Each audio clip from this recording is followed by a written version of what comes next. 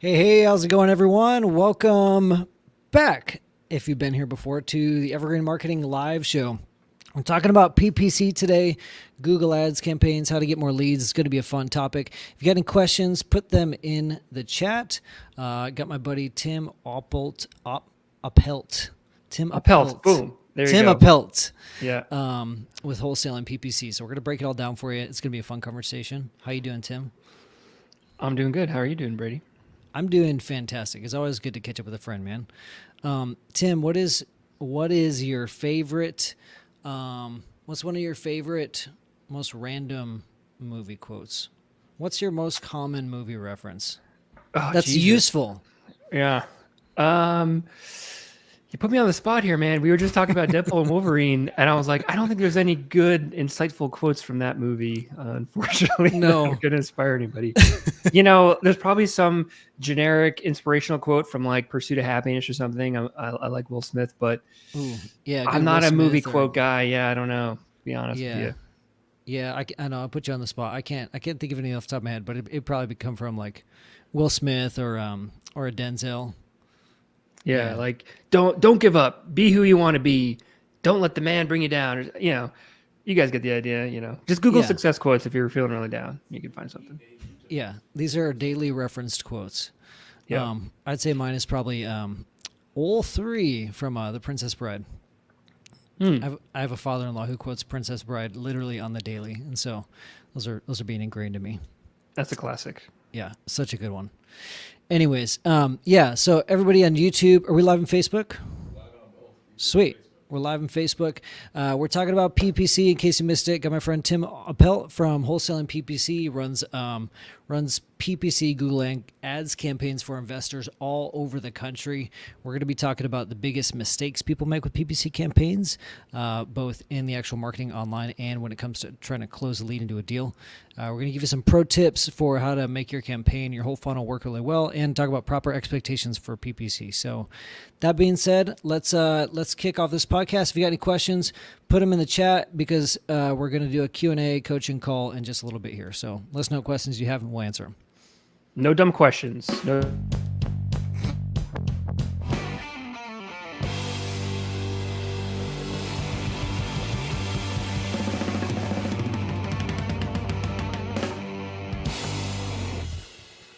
Oh, I like that. That's I'm hyped. good. I got the drum roll. I like that. It feels good. It's good energy, right? That is really good. Yeah, I need some of that. All right. So Google Ads PPC. We know that the most motivated lead is an organic Google search lead. But what's second? Second is a paid Google search lead. It's people going to Google, typing in a specific phrase, going to your website. So Google Ads or PPC, pay-per-click, super good way to get motivated leads in the door fast if you're wanting to supplement your other marketing efforts like SEO. So we're going to talk about how to do it right on this week's Evergreen Marketing Live. Like I mentioned, again, have my friend Mr. Tim Oppelt from Wholesaling PPC, runs campaigns for investors all over the nation. We're going to talk about biggest mistakes, pro tips, and expectations for PPC. We're going to try not to overwhelm you because the reality is, Tim and I were just talking about before we went live, is PPC is not for newbies. If you're brand new into real estate or if you're maybe a real estate agent and you're just starting to look for distressed properties, PPC is probably not for you. You need a marketing budget. You need marketing KPIs. And the reality is a lot of people just won't want to run their own Google Ads or PPC campaigns. There's a lot of nuances in it, but you can. There are people that do, and we'll give you the tools and the resources to do it. We'll talk about that, but it's a lot to manage, just like we were talking about with Facebook ads with Kylie last week. So, Tim, I'll let you kick it off, man. Anything else to add to that sentiment of it's not for newbies? Like, who's it for? I do say it's not for newbies, and we don't. For my agency, we don't sign up newbies at all. Ironically, though, the first deal I got from my Carrot website was from PPC. So in a way, I'm Really? not following my own advice, but I went into thousands of dollars of credit card debt to do so. I don't advise everyone to do that. You can do that if you're really desperate, like I was, but it does work. I knew what I was doing to some extent. I closed a couple of deals in other ways beforehand, so I wasn't 100% brand new. But ironically, the first deal I got from my Carrot website back in 2015, so that's almost 10 years ago. Google 2015, Ads. dang, I've man. been doing it a while. Yeah, And I'm sure crazy. things have changed a lot since then, and costs have A probably little changed a bit. lot. Yeah, definitely. A lot more people in the game now, so Yeah, tricky. you were Yep. on a journey though. You were on a journey to close your first deal, and so you're throwing money at the wall, and yeah, hmm Yeah, interesting very journey, man. stressful. Yeah, Yeah. yep, Well, definitely. let's dive into it, man. We're gonna so if y'all have been on this live stream before or listened to the podcast before, you know this new format we're trying out. Next 10, 15 minutes or so, we're going to give you just the cliff notes. We're going to give you the bullet points at a high level. And then after that, we're going to switch to a live coaching call with some Q&A. So pop in your questions and we'll have a chance to screen share and dive a little bit deeper into these. But let's give you the nuggets right off the bat.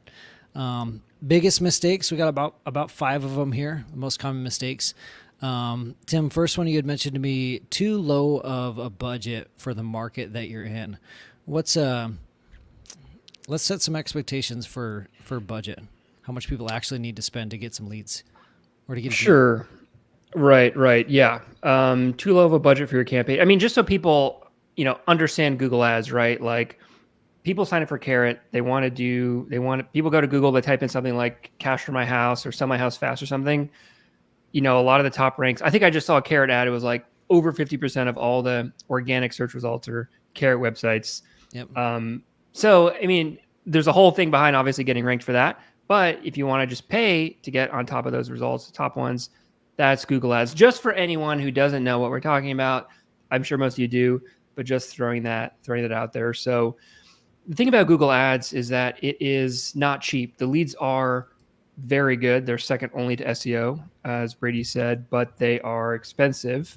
The thing is, SEO leads technically are free, but the cost is time. It can take 6, 12 plus months to even rank anywhere near the top results to get consistent leads in, right? So you're exchanging time for leads. In this case, Google Ads actually doesn't take much time once you know what you're doing. It's just costs money. So, this is why we say newbies shouldn't do it, because the leads are not cheap. Probably shouldn't be running a campaign unless you have at least $1,000 a month. And even then you need to have the right expectations of when you're going to get a deal. But like, if you only have, let's say $300 to $500 a month, which is pretty common, I think, for someone newer to spend on marketing, if you're trying to do like a wholesale deal or something, I would not start with PPC. I would start with, you can go on YouTube and you'll find 100 videos about other different marketing channels you can use, to get a deal that way. So yeah. Sweet. So hopefully we've talked you guys out of running Google Ads, and that's the end of today's podcast. Yep. Take care. We actually run a cold calling agency. So yeah. PPC can be really powerful, but just know that, like, if you guys are newer or you don't have the marketing budget yet, we don't want you to get distracted. So, proper expectations for budget. Too small of a population is another mistake. Not knowing your market. How much of a population would you say you need? How big does the market need to be? Yeah, I talked to a new investor, and he was in. Okay, let's say your market, right? So we're Carrot's headquarters. Roseburg. I was just thinking that 20, 30,000 people. Yeah. Yeah. And so if you're trying to get deals through Google Ads and you're in that market, let's say your goal is like a deal a month or something, it's not going to happen. Like, you can be the best Google Ads expert in the world. You're not going to get a deal a month in Roseburg, Oregon, because there's only 20,000 people there. You're probably going to get a lead a month, maybe a couple of leads a month, and maybe you'll get a deal or two a year, if that. Yeah. So when we set up campaigns to run, they're only worth the time and effort if you're probably in at least 500,000 people. So we don't set up campaigns. There's exceptions in maybe expensive markets, but for the most part, anything under 500,000 people is going to be a struggle, or at least take a while to get any deals. And it's usually longer than investors are willing to be patient for. So interesting. Anything under 500,000, you think?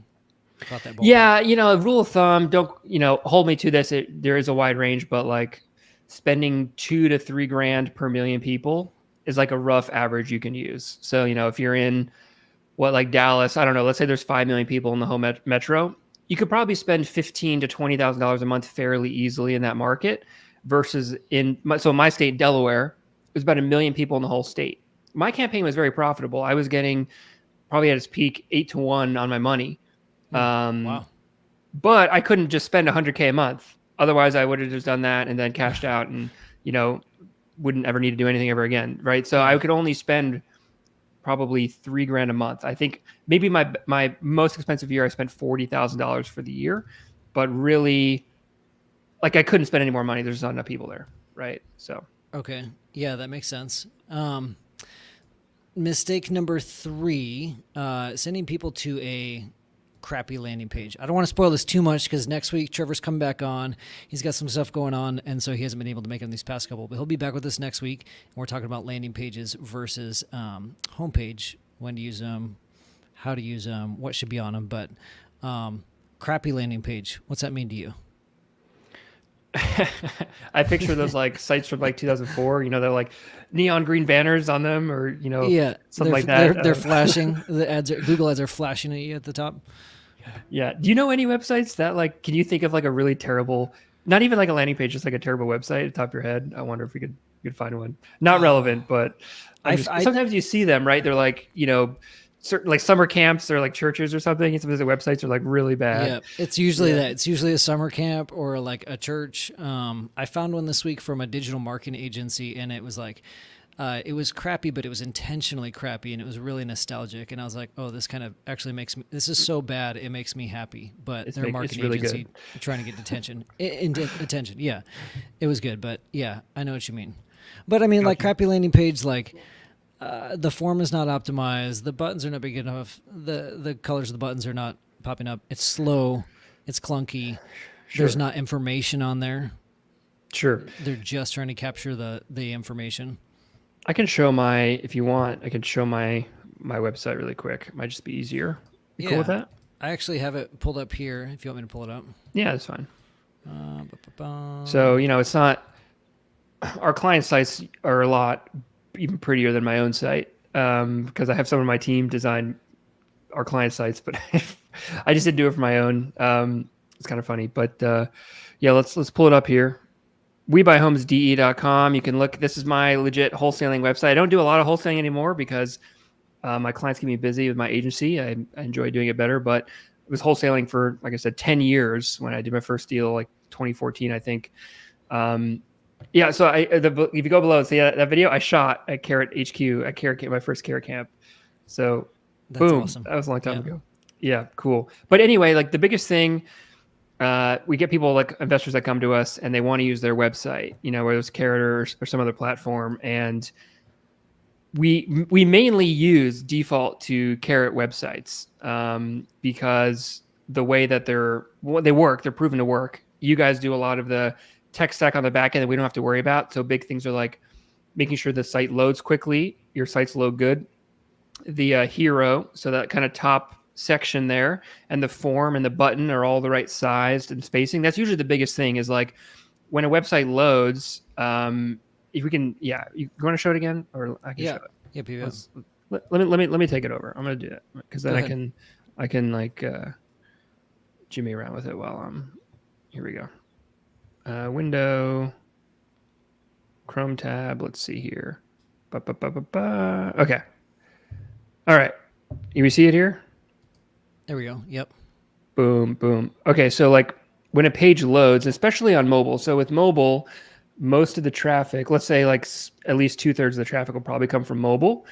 So when someone clicks on your ad on their phone and your page loads, you want to make sure that the form is above the fold. So above the fold means without scrolling, you can see the form. And we have the Carrot lead gen banner up here. So the lead gen banner solves that problem. But if you don't have a lead gen banner, you want to make sure the form and the button are above the fold 100%. So oftentimes we'll see like a bunch of text or images, or they have like a about video up here, and you have to scroll all the way down here to see the button. But you don't want to do that. The point of a good website is to make it as simple and easy as possible for a client to, or for a motivated seller to fill out the form. People just put too many bells and whistles, and simple form, simple hero. It's clean. It looks good. These are like simple things that you need to do. And a lot of investors don't do them. And it really, like this section of the website is probably like 90% of what's going to get you the results. And all this other stuff is for the people that care, but most people don't have time to do anything anymore. So they just fill out the form and move on. It's the people, some people are going to read all this stuff. Most won't. Most are just going to load, fill out the form, and call it a day. That's been my Yeah. experience. So, I was going to say that does about 90% of the lifting. yep. Sometimes you'll get people scrolling down the page or going to going to the about page or going to check out the testimonials. But who knows? That 1 in 10 also might be like one of the biggest deals you close. So it's important to have that information there for the people who want to go down that research rabbit hole.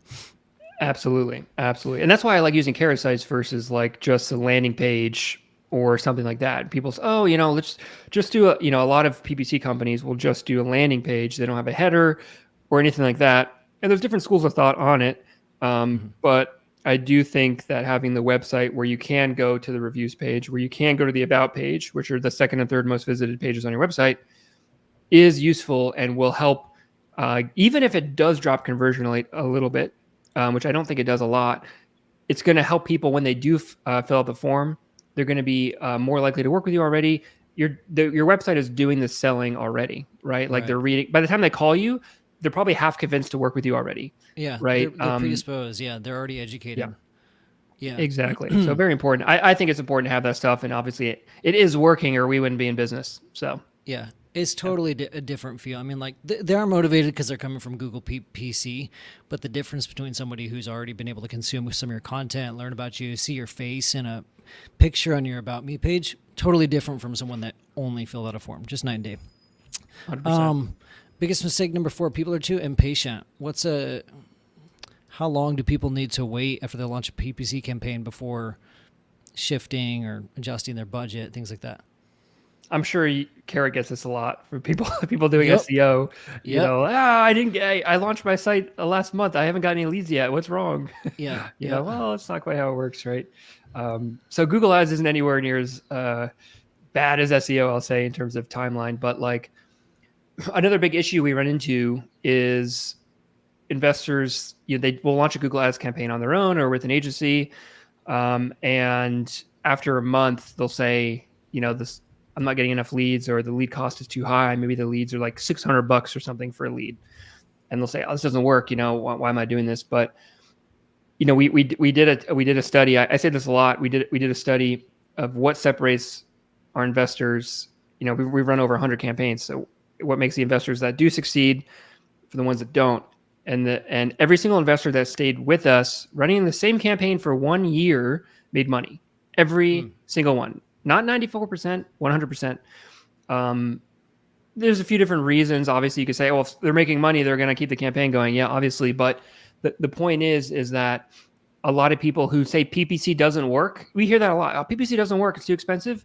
Most of them quit after 2 to 3 months because Google Ads is kind of like a baby where it needs to learn. It's an algorithm. It takes time. It's not going to be amazing right off the bat. It never is. The worst time for a campaign's results are the first 30 to 60 days. That's obviously when we have to talk to investors, say, hey, it's okay. Like the first 60 days are a complete wash.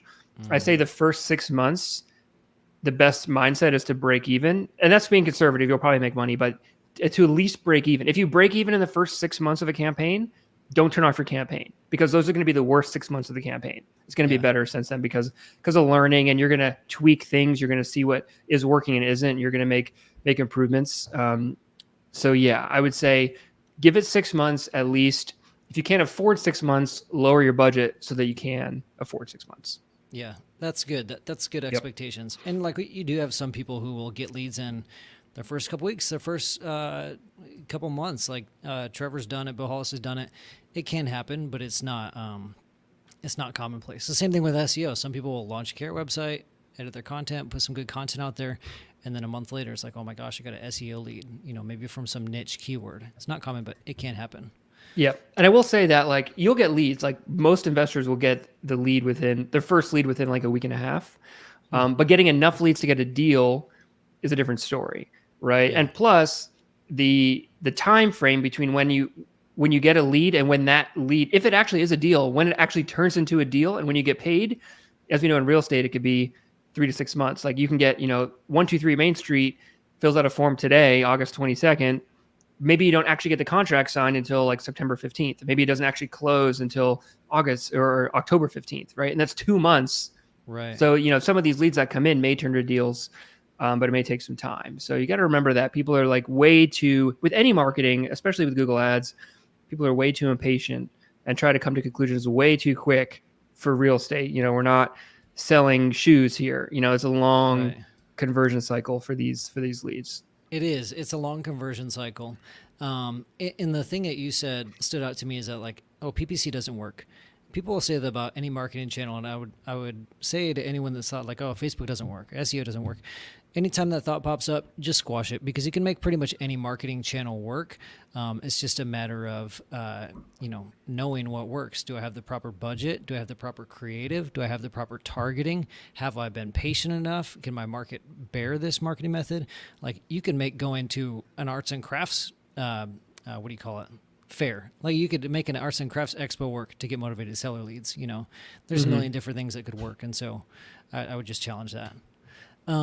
Last biggest You're going to have mistake, someone on your podcast who went to an arts and crafts expo and got deals that way? Sounds like maybe. Mallory on our team has done a lot of really creative content marketing, and she is familiar with the arts and crafts space. So I bet you she could go into arts and crafts here and generate motivated seller leads. I got Challenge accepted, Tim. I'm just being a smart ass. I can't help myself. Yeah. I bet you could. I really bet you could. I chose that example because the demographic is probably going to be there, and I really think you could. That's fair. Yeah, and you don't have to have a budget for it, just a time budget. That's true. Okay, biggest mistake number 5. Too slow to contact the lead. Follow up. Too slow is not specific, so specify this for me. Sure. Yeah, too slow to contact a lead. Again, these are we were talking about this beforehand, what are the reasons PPC doesn't work? I'm literally just going through the clients that we end up working with that probably didn't end up working out because they spent money. And these are the reasons why people don't succeed when they run PPC, whether it's with themselves or other people. It's real life experience. These things happen all the time. Yeah. So yeah, with PPC, the leads are very motivated, right? Look, if you are motivated, if you're actually motivated to sell your home quickly, you're not going to fill out a form and then just sit there and twiddle your thumbs if they don't contact you. You're going to go and you're going to fill out the next form because you're motivated. That's literally what motivated is. That's a definition. So you're going to go and you're going to find competitors. So oftentimes when you're getting a PPC lead in, you're not the only form they're going to fill out, right? So it's very important that you get to the lead very quickly. And oftentimes, if our best clients get to the lead within 5 minutes or less. 5 minutes or less, which is crazy. We have a guy, Vance, on our team. He's down in Augusta, Georgia. He's been with us for 5 years, and very successful. He closes a deal every 8 to 10 leads. When they get a lead in and they can't get a hold of them right away, oftentimes they'll drive to the person's house, which is crazy because the leads are that valuable, right? They're not cheap, they're expensive, right? And they're very valuable. So driving to someone, you don't want to be super aggressive. You say, hey, I was in the neighborhood. You happen to fill out a form. Hey, you're free to chat. I'm just picturing you just pounding on their door. You filled out my form. You get off the phone with that other investor. Right. Yeah. Seriously. There's a way to do it. There's a way to do it for sure. Maybe that's a call for a different time. But that's the point is there's a level of intensity you need to have. And if you're doing PPC, you probably are doing other marketing channels that have worked for you, like direct mail or cold calling. And you want to make sure or even Facebook ads, those leads are lower quality. They're not necessarily worse. Yeah. Well, usually they are worse. I'm going to be honest, right? They're worse leads. They take longer to convert. You don't want to bucket your PPC leads in with everything else you're doing, depending on what your system is, because these leads are better. So you don't want to skip over a PPC lead to call back a direct mail or a Facebook lead. So oftentimes the lead notification system that we have, whether it's a text message or something in a CRM, maybe Investor Fuse can do this, I don't know, but you go in there and make sure that the PPC leads specifically are sent to you and everyone on your team or whatever, how big your team is, so that someone can call them back ideally within 5 minutes. And even on the weekends, you're going to get leads on the weekends. I know everyone has a life here, but at the very least have an answering service. About 30% of PPC leads are phone calls. So at least have an answering service, handle those leads. Or maybe when you get a form in, they can call the leads, some type of something, or at least an automated text message where at least you can text them back. But it's so important. Yeah. Oh, I was just going to say, you mentioned investor fees. We talked with Nick Perry on our Carrot Summit a few months ago, and he's got a big team. They're closing a good number of deals every month, and his team is they're power users of investor fees because you can set up like automated replies, so where it's like, okay, somebody filled out the form, they're getting a text, boom, hey, we're tied up at the moment, we'll give you a call as soon as possible. And they might get a call within 30 seconds. Maybe they're not tied up, but if someone can't get to the lead, it's like, okay, they're about to call me back. Okay, this company's paying attention to me. And they've set up round robins so that it'll rotate through team members to, acquisitions people to reply to the lead. There's a lot of different things you could do to make sure that lead gets handled, and you can follow up with like drip sequences, drip campaigns, emails, and texts. So there's a whole lot that can be done, but yeah, or you can also drive to their house and bang on their door. Yeah. We'll do a case study on that sometime. Which is better, investor fees or breaking down someone's door? Yeah, Both. yeah, but like a lot of times, like I'm not exaggerating. We get clients that say, "Oh no, our sales system is really good. Like we'll call them same day, or we'll call them within a couple hours." Yeah. It's honestly not good enough. Like it's not. Like people think when you say, "Oh, 5 minutes," they're being exaggerating. No, it's like very important if you're spending money that you have these systems set up. If you don't have them set up or you're not willing to set them up, don't do PPC. You're just not built for it. Mm-hmm. Sorry. Get your system set up first. Get your systems and KPIs 100%. in place. 100%. Okay, so let's jump into a few pro tips here, and then we'll do Q&A and maybe a little screen share, and we'll look at the campaign. But let's run through these kind of quickly, and then we'll come back through in some more detail. One thing I wanted to mention before you dive into them, Tim, is brand search. A lot of people think of PPC, Google Ads, just for like sell my house fast or sell my house fast for cash, terms like that. But some people aren't thinking about if your brand name is not unique and similar to other brand names, or it's a little bit more generic, then you might want to consider running Google Ads for your own brand name, especially if you're not yet ranking for your brand name. So if I'm Brady Buys Houses, I'm not showing up in search yet because I haven't done my SEO. I need to make sure that anyone who's trying to find BradyBuysHouses.com, if that existed, is able to find me. What's your thought on that? Yeah, I think it's not that huge of a deal. I think, yeah, you want to do it, like target your competitors. If I'll say this, if you do it, the most important thing with Google Ads, there's this setting. I was talking about for my own brand, not competitors. But okay, we talk about sure. either. Yeah, okay. Well, if you're doing it for your own, I would also recommend doing it for competitors as well, because they're going to be doing it on you, right? It's honestly a standard practice. It's not like an ethics thing. It's people do it. So if you're doing it for competitors, we could talk about yourself as well. But like, you're going to get more, for the most part, unless you're like a huge company, you're going to get more searches from people typing in your competitors than from you, because you're going to have at least 5 competitors in your market. Right. And if you're doing that, make sure that you have, so there's this, not to get too technical, but there's basically this, it's called like dynamic. The point is that you can get, when someone searches a certain keyword in Google Ads, that specific phrase can go into your ad. It's like dynamic insertion. Yeah, So okay, yeah. it basically, if you says Brady Buys Houses and I target the keyword Brady Buys Houses, you can have a setting where my ad would say, we're Brady Buys Houses. But that you can't do, because that you're saying you're a different company than you are. We got into trouble doing that. It was just an accident. I didn't realize it because it's kind of like our standard thing. But you want to make sure if you're targeting other brands that you don't also have their brand names in your ad copy, because then they could come after you and trademark you and like, shut your campaign down or whatever. If you're doing it for yourself, that's fine. You're probably not going to get a lot of impressions, and it's probably not going to matter, to be honest with you. Like, we haven't had any campaigns that we've magically explode in revenue because we targeted our own brand search, Yeah. So we should do it, but it's going to get a low volume of traffic versus the other keywords. Borderline insignificant, It's I like think. it's a defense line. But yeah, definitely not going to bring in the volume. Yeah, exactly. So you talked about studying the whole funnel from the top down, from getting impressions all the way to the closing the deal. Sometimes the reason PPC campaign doesn't work isn't because of the campaign itself. What does that mean? Yeah, exactly. So like when people say my PPC campaign doesn't work, and again, this happens a lot. Let's say they have been running the campaign a while. Well, the way that we run Google Ads, I think what makes us a good agency while we're still in business, and why you shouldn't sign up with a generic like Walmart agency, like I don't know, there's a company called Sunrise Digital. It's just a random one that came in my Just head. not industry specific. Not interested. Yeah, just a generic. I mean, there's 10,000 digital marketing agencies in the U.S. So 9,999 of them, are probably not going to be good for you or good for any of us. There's probably 3 or 4 specific ones in our niche here. So anyway, the point is that what was the question again? When we're running, what does it mean to you? the funnel, right? Why? Yeah, looking at the whole Yeah, funnel, yeah. PPC campaigns fail.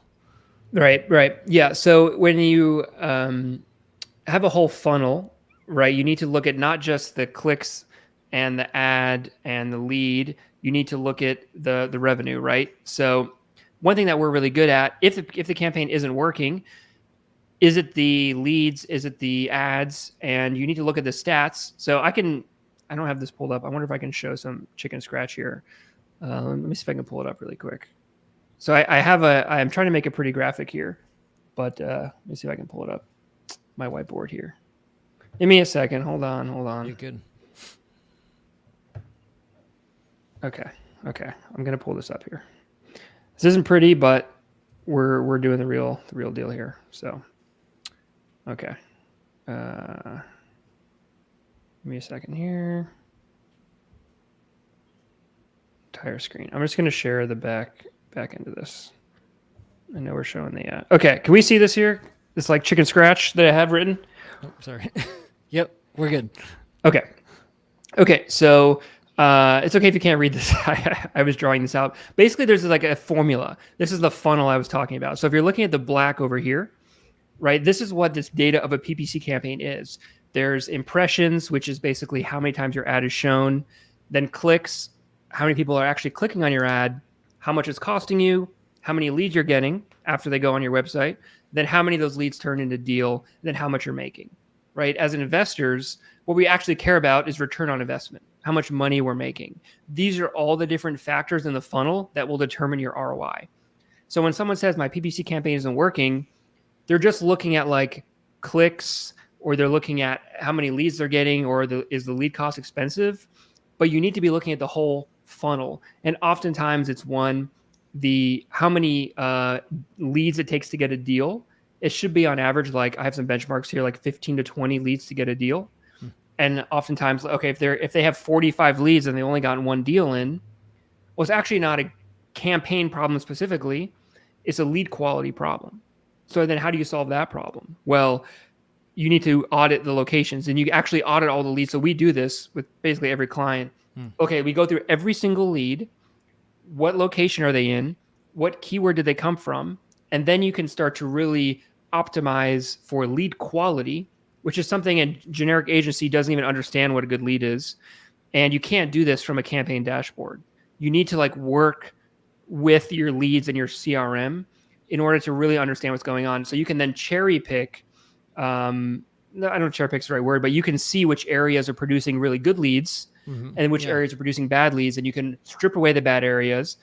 You can like oftentimes when a campaign isn't working, it's not necessarily the campaign itself, it's the strategy. Like either your budget doesn't make sense for your market, locations aren't making sense for your ability to dispo them, or you're targeting. Like we had this one agent who like was really wanting to run a campaign in Beverly Hills, and it's just like there's not going to be a lot of deals in Beverly Hills. It's probably going to take you $50,000 to get a deal. Yeah. And your budget's $1,000 a month. Like you're not going to wait 4 years. So it's just very important that you're looking at the whole funnel, the leads, the deals, the revenue. And oftentimes maybe it's not even the leads. Maybe it's the deals. If your average assignment fee, our average assignment fee is $30,000 across the board. Like all deals from all PPC across the country is about $30,000. If your average assignment fee after doing a handful of deals is like 6 or 7, you're saying, oh, my campaign isn't working. I've spent 20 and I've made 20. Okay, well, what is your disposition process? Maybe our flippers tend to make more money than wholesaling. So I don't know. Maybe you get the idea, but like you might need a better exit strategy. Yeah. Potentially the business model maybe is difficult to do with PPC. You're not maximizing your revenue. So there's a lot that goes into it. It's not just like, let's look at a campaign and pause a few keywords. You have to really understand the whole funnel. And obviously have the perspective of like what is good and what's not good, etc. So Yeah, I'm trying to make a pretty graphic. I'm working on it. Wasn't ready for this call with it, but yeah, No, you get that's the okay. idea. Yeah, I get it, and I think it's good because if you're paying attention to those things, and if you're examining, if you're getting really strategic about the funnel from the top to the bottom, um, and for example, if you're only getting 6 to 7K on assignments instead of the average of 30, it would push you to think, okay, what can I do to make these deals more valuable, or how can I display my deals better, as opposed to just saying, hey, the PPC is not working for me, Yeah, PPC not working is a very vague statement that doesn't mean anything. You hear it all the time, but you really need to like take it to the next level. Like, okay, what does that actually mean? What actually isn't working?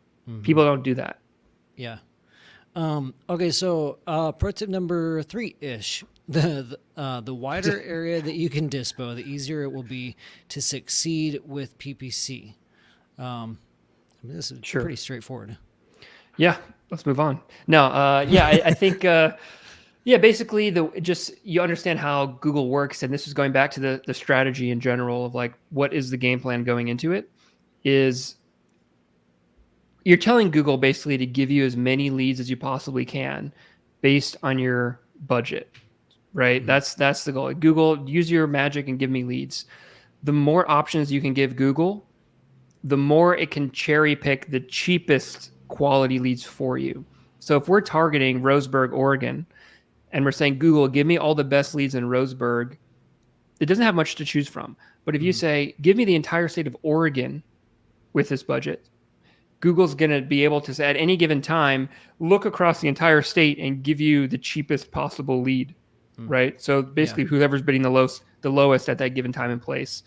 If you're targeting the whole country, then you have even more options. So that's why the larger area you can do deals, your leads will be cheaper, and it's not a sacrifice of lead quality. Your lead quality will be roughly the same. It's just like an optimal thing, which is honestly why pay-per lead companies are everywhere. They're all doing the same thing. They're targeting nationally to try to bring the lead cost down, and then they're just using their distribution platform to sell the leads individually at a higher price, right? Yeah. That's why they exist, because of this principle. So so I'm going to ask you this question, knowing your bias because you run a PPC agency helping our members, but what's pros and cons to PPL, pay per lead, versus PPC? What are your thoughts? So you're saying I should bash pay per lead companies? That's the expectation. Should I do that? What's your personal take on? Sure. So I guess a more appropriate question would be, what's the idea? Like, should you go with PPL or should you go with PPC? Depending on, sorry, I'm phrasing this so poorly, but like, I get what you're trying to say. What's the time budget and the budget for each one? Sure. Who is it a better fit for? Sorry, that's what I'm trying to ask. Took me a while to get there. Yeah, who's the better fit for? Good question. There's pros and cons to both. I think with pay per lead, the benefit is you can get refunds for your leads. So oftentimes they'll say, okay, you can get a lead, and if the lead is listed with a realtor, or if it's a wholesaler, or if it's a spam lead, or you can't get a hold of them, they'll give you the money back. Right? So maybe the lead's expensive, but that, hey, if you get like a fake lead, let's call it, or a crappy lead, you can get your money back. When you're running your own campaign, obviously, or most agencies aren't going to give you your money back. We don't offer refunds for bad leads. It's like a straight fee for the work we do, right? Right. So there's some type of kind of incentive match to doing that, which investors like. They feel like they're getting more for their money.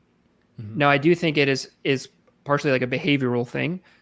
At the end of the day, you can do the same campaigns that a pay per lead company is doing and cut out the middleman. They're obviously the way they make money, and why there's so many pay per lead companies popping up, because it's a profitable business model. Well, why is it a profitable business model? Well, they're making a lot of money. They're generating the leads for $100, and they're selling them at an auction against you and all your competitors in your market for $500. They're making a lot of money, which is why they're everywhere now. So, if you don't want to pay the same thing as a seller, you're trading the convenient. You're trading you're trading for speed and convenience. Exactly. If you don't want to run the campaign, it's not even speed. It's literally just you can get a refund. Like that's the main thing, which is fine. Yeah, and I guess I won't even say speed. Maybe there's some certainty, some peace of mind to it. So yeah, and I guess in a way, you are a motivated seller. A lot of times people do both. they're not always the same leads. You could run your own campaign and then buy pay per lead leads. You can have success doing both. But often in the long run, the leads will be cheaper if you do it yourself because you're cutting out all the profit from the pay per lead company, right? So I think the best way to do it is to learn and do it yourself. Obviously, I think do it yourself is obviously the best ROI if you want to take the time to do it. Hire an agency is number 2, and then PPL is number 3. And then the other thing with pay per lead companies, it's very inconsistent. Like I know a lot of people who praise PPL, say, "Oh, these leads are great. I'm getting amazing leads." But if you think in the long term, the incentives of a pay per lead company are to sell as many leads as possible and make as much money as possible. So if you look at the incentives of doing it, they're not just going to do Google ads or SEO. They're going to branch into Facebook ads, cold calling, billboard, radio, TV, these other types of lead generation avenues that generate lower quality leads. And I don't know the transparency. I think a few of them are different. I don't know about like ISP to lead or property leads or whatever, but I hope that there's transparency on the source of the lead, because not all lead is created equal. So it's like a trust thing. You need to trust that pay per lead company isn't selling you a Facebook lead at a Google leads price, because then you're getting ripped off. And oftentimes that's exactly what happens. The leads become worse over time and more expensive. Yeah. That's good. That's valuable insight. And the only thing I would say to that is do your research. Do your research. Talk to people that are customers that have bought leads from that company and say, hey, what are these leads like? How long have you been buying leads from here? What's the quality like? Hey, do you run PPC? How's it stack up against your own PPC campaign? Yeah, I would say the biggest thing isn't just to do research, but to talk to people who've been doing it for a long period of time. You can see testimonials from agencies. Yeah. Say, oh, I just signed up with Bob's agency. I got my first deal in 2 weeks. You see that all the time on podcasts. Oh, this guy just closed 3 deals in 3 months. You want to look for information from people who've been doing it, I would say at least a year, likely 2 to 3 years. Hey, you've been doing pay per lead for over 18 months. How's it been working out? Or you've been using this agency for a year and a half. How's it been working out? Like there's so many fly-by-night testimonials. Like it's almost hard to tell what is real, even by getting testimonials. So you want to look at people's long-term results, because we're not all trying to make money in September and be broke in October, right? So yeah, exactly. Yeah, get in the Facebook groups, get in Bigger Pockets forums, come into our Facebook group, ask these questions: who's buying leads, who's doing PPC. Get out there and talk to people. Sweet. Yes. I think the last pro tip we have on our list. Let's see. Okay, we have 2 more, and then we will kind of do a little bit of screen share an example of a campaign for those of you who want to see it. If you have any questions, pop them in the chat, and then we'll wrap up after that. But number 4, optimize for cost per deal, not leads. Why so? Yeah, I kind of touched on that a little bit, but like at the end of the day, ROI is the most important thing, right? And the leads are going to be expensive with Google ads versus other channels. And people get hung up on paying a lot for leads. Obviously, you don't want to just pay an egregious amount for leads, but the leads are high quality. So what you really should be optimizing for is for revenue, right? So like I shared before, on average, the deal revenue is $30,000 across the board. I'm sure that's higher than most other channels and carrot websites as well. Like we said, they're looking at the reviews, they're looking at the about page. Oftentimes, they're more likely to negotiate their bigger deals. People who get deals from Carrot have fatter deals than doing other platforms, which is one reason why I love Carrot and been working with them, using them for 10 years. Yeah. So just making sure that you're optimizing for deal revenue. Again, like I said, Vance, he was closing 1 out of 8, even if he was making, I think like 25, I think in his market on average per deal. So he could technically spend $3,000 for a lead and break even. So if I think his lead cost was like $500. Yeah. But like, it doesn't matter. Right. Yeah. That's awesome, man. Okay. Last pro tip. We have number 5. I think we might've mentioned this before, but, audit your lead quality every 3 to 6 months. Why every 3 to 6 months and not sooner?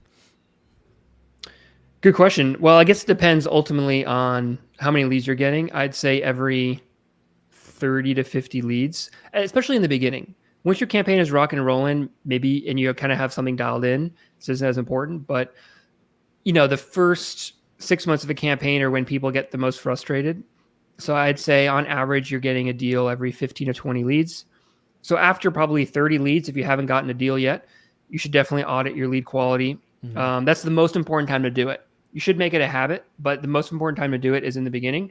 So by audit, you mean you're looking at the locations, you're looking at which keywords generated which leads, and you're trying to see are there any patterns? Are a lot of my good leads, qualified leads, coming in certain pockets of my market? If I'm targeting all of Oregon, are all the good leads coming in Roseburg? Are they coming in Eugene or Portland, or a certain neighborhood in Portland? Or are all of them downtown leads in poor areas that I can't use? So you really want to like audit the lead quality, because it's your ultimately strategy. People they run a campaign and they don't understand strategy for real estate investors, right?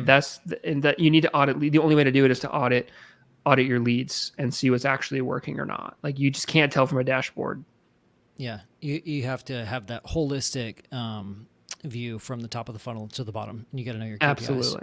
Absolutely. I will take it to my deathbed that is how you run a Google Ads campaign. 100%. I literally use that philosophy for my own campaign that's been running for 10 years. And I use it to start my Google Ads agency. And we've grown to over 50 clients, all from word of mouth, using that core philosophy, holistic approach to Google Ads, which I don't see anyone else doing. Maybe because they don't do actual deals. I don't know. But like, it works. It's 100% how you run a campaign. So that's awesome, man. Well, that's a fantastic note to end the conversation on. We kind of gave you the coaching call in the front half. We pretty much spilled all the beans, gave you most of the information. That's the end of today's podcast. If you're listening to this after the fact, not live, join us in the Facebook community every week, community.carrot.com, and we answer live questions. We got a chat going. We'll do a little bit of screen share and get a little bit more value out of it other than just the traditional podcast. So join us in the community group on Facebook. And that's the end of the podcast. Let's jump into coaching call, answer any questions. And here we go. Sweet. If you have questions, put them in the chat. Tim has a pretty interesting journey with PPC. Like he mentioned before, got his first deal from PPC, a lot of trial and error, a lot of just failing forward with PPC before he really understood it, and now is helping investors all over the country. So let us know your questions.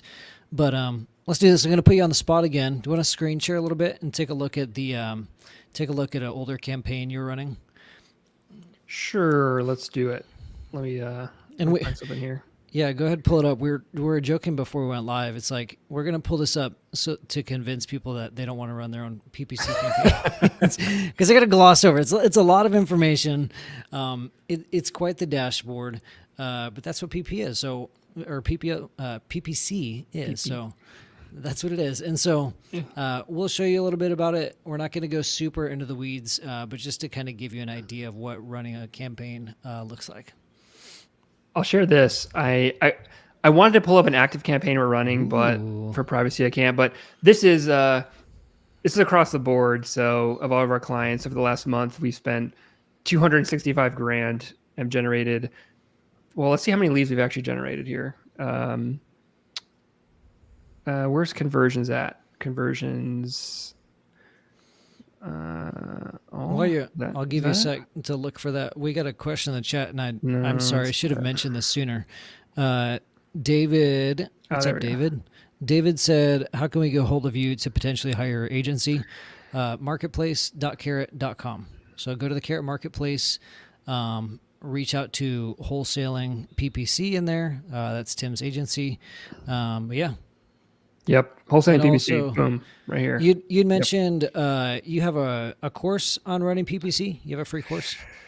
I do, yeah. I will give it to you. My unbiased opinion is that it's the best course for real estate investors. It's honestly, I used to sell the course, but just not worth it to me to even do that. I'd rather just give it away for free. So you can check it out if you reach out to us on the marketplace. I'll send it to you for free. You don't need to do anything crazy to get it. It's better than I've spent thousands of dollars on PPC courses, and this is literally the template, the strategy, the keywords, the structure, everything you can do, plug and play. All my wholesaling processes, all of it is for free. Alex Hormozy convinced me to do it. Follow Alex Hormozy.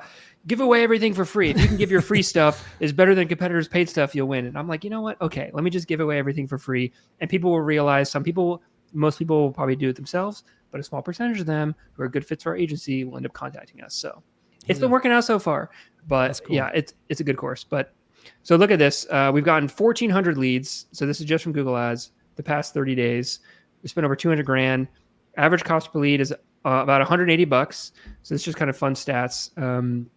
It's across all kind of different campaign types. Conversion rate on average, that's low, 1.4%. Probably because we're doing a fair amount of display as well. I'd say an average search campaign conversion rate is like 8 to 10%.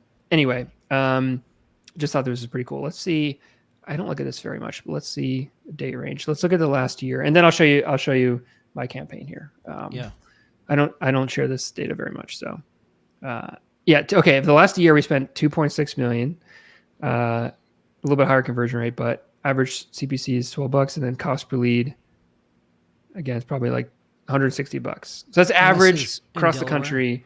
No. This is our agency. Oh, so gotcha.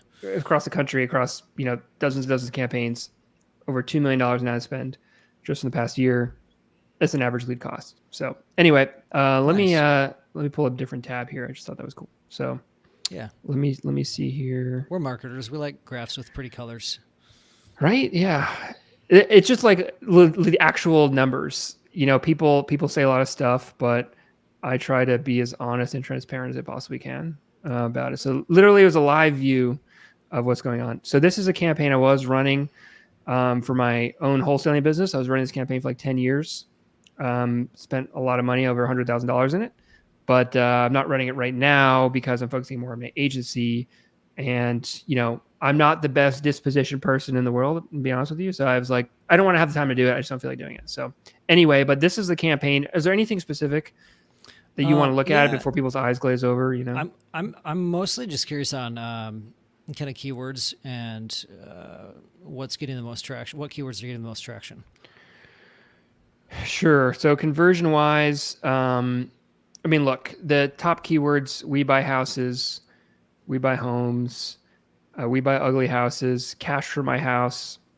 So this is in Delaware, obviously, as well. But different variations of we buy houses is number one. Usually it takes up at least the kind of 30% of the ad spend. Then you have keywords like sell my house fast, home buyers, buy my house. Those are the big ones, like variations of sell house fast, cash for homes, we buy houses. As you can see here, out of 700 leads generated, almost 100 of them were just from this one keyword. So like over 10% from one keyword. And we have a lot of keywords in here. But those, you could literally run a campaign with probably three keywords: we buy houses, cash for houses, and sell house fast. And that set you up. Simple, effective. Yeah. And then the ad copy. So you can do different ad copy, but it'll be somewhere along the lines of something like, I don't know if I can edit it because these are old, but the we buy houses. What's your CTA? What's your best offer? You can give a motivated seller. So get cash in 2 weeks is pretty standard. I like that. That's what we could do in Delaware. If you can get someone cash in 7 days or less, which I know some people can do, especially if they know how to like run title themselves, then they can do that. Get cash in 7 days. So I'd say get cash in 2 weeks. Get an instant offer is a big one. So get an instant offer for your house right now. Like click for an offer. Instant being you're going to call them back within 5 minutes, right? So you're going to give them an offer on the phone. Get cash, get an offer in 24 hours, you can say too. Trusted house buyer, BBB accredited. Old people love the BBB, so you can definitely use that. Emphasizing your local, trusted, and that you can do business with them really quickly. Just be done with it, peace of mind. No repairs. These are standard things that are going to be on a carrot website. Like I probably don't need to go through them all. Like it's not the secret sauce. Like your ad copy is not going to be your secret sauce to having a successful campaign. People like ruminate over it too much.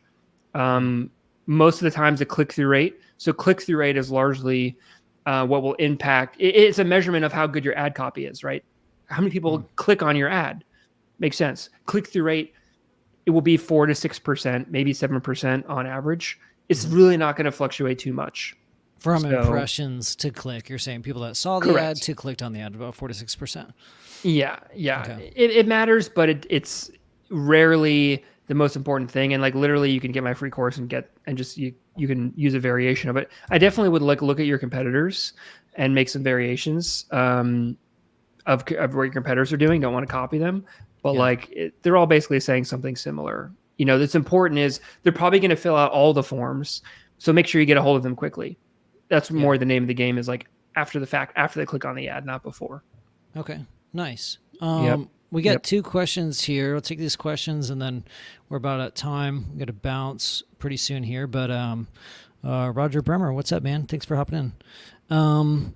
David has a couple questions. What's a recommended budget for Dallas-Fort Worth area? Good question. Okay, well let's look up Dallas DFW Metro. Are they live? Can they be more specific? Like, is it the whole metro that they want?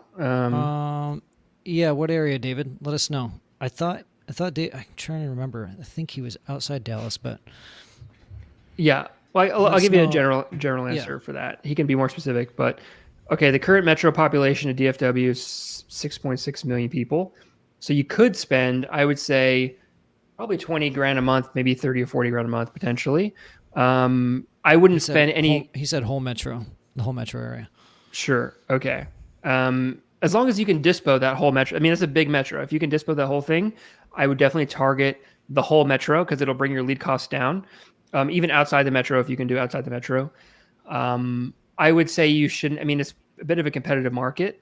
Your lead cost, we've done in Texas, is probably going to be at least $350, could be up to $600 depending on your website and kind of different factors in the market, whatever. So it'll be somewhere around then.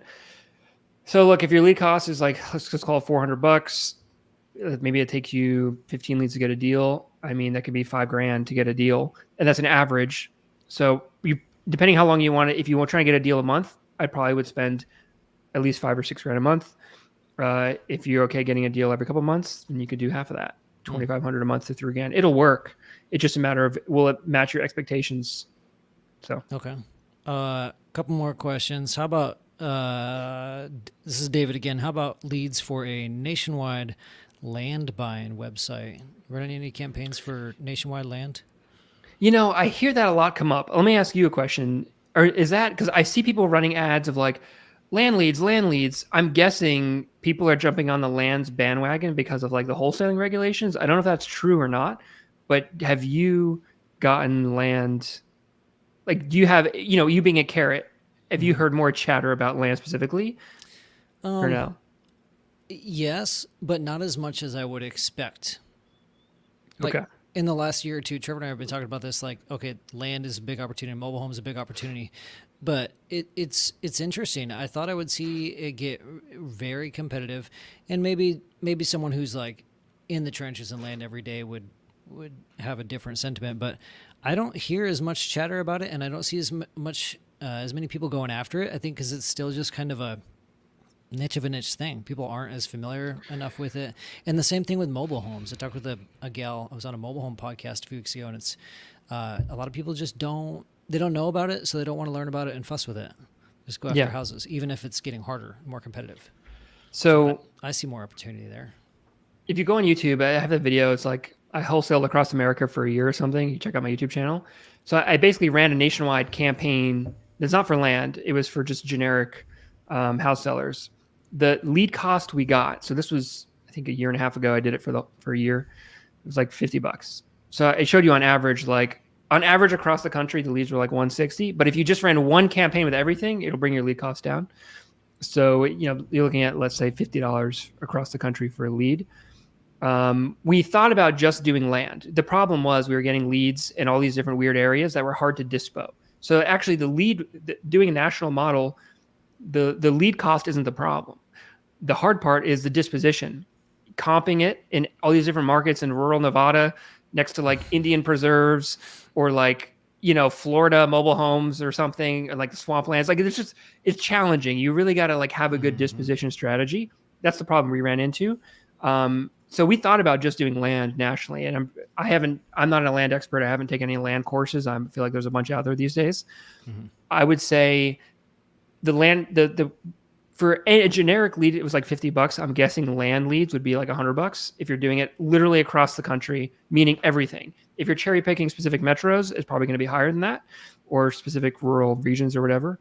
Yeah. But you need to make sure you know how to dispo it properly, because I think dispoing land is an entirely different business than dispoing motivated sellers. It is. You probably need to have select land buyers, which we did. So David, pop that question in the Facebook community. I'd be curious to see who else in the Facebook group is doing land as well. A couple people that come to mind. There's Jack Bosch. He's kind of like the OG. He's the land guy in our industry. I can't remember the name of his course, but he's got a land course. There's another guy with it's affiliated with Wholesaling Inc. I think it's Land Sharks. We did some content with him a while back. So there's a couple land people, but yeah, ask that question in the community. One or two more questions here, and we'll close it out. Sergio, thanks for popping in your question, man. How to use? He says, how to use parameters to track closed deals and find out which keyword and ad copy it came from. Good question. So you need to create a UTM through like Google. I'm assuming you guys are marketers, that's how you have to do it. We used to do it manually, because you're not getting more than like a lead or two a day. So you can just look manually when the data lead came in, and then look manually in your Google Ads campaign. And you can just match up. Well, I know this, We Buy Houses generated a lead today, so it must be this certain lead. But when you start getting a bunch of leads in, you can create a UTM. You could probably do it in Carrot. I think it depends on, you could probably do it in Carrot, right? And then create a UTM and then track it that way, and it'll show you the keyword it came from. So I would do that. Yeah, definitely. Yeah. So campaign tracking links within Carrot, it's super easy. Otherwise, you like Tim said, you could probably Google like UTM Excel spreadsheet. I've done that, and just make it in a spreadsheet. It'll spit it out for you. This is just a lot cleaner and easier to keep track of. But it'll give you a list. What page are you sending them to? What's the type? Okay, we're going to choose PPC ad, and then the source came from Google, and then boom, you hit campaign tracking link or create campaign link, and then boom, you have your tracking link. Put that in your Google ad campaign. That's the easiest way. Yep. Right. Yep. Okay, so one more question, and then we're going to wrap it up. Roger mentioned that Ben Lovero buys land. Ben Lovero's in Columbia, South Carolina. Is it Carrot? Sounds familiar. Yeah. Yeah. Yep. I only know that because I got family in South Carolina. I was able to visit his office a few years ago. Oh, that's cool. Yeah, it's a good dude. Let's see. We got two questions. If population is 4 million and it's, Sergio's question. If population is 4 million and it's 2,500 to a million, what happens if you double that and spend 20K instead? What effect does it have? Is it diminishing returns? Does that make sense? Yeah.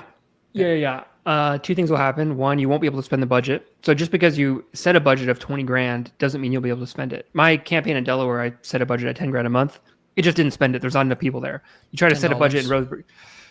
I set the budget for, if you go to Roseburg, Oregon, and you set your budget for $10,000 a day in Google Ads, it's not going to spend it. I'm just giving you flack because when you mention Roseburg, you smile and people are like, oh, Roseburg, small town.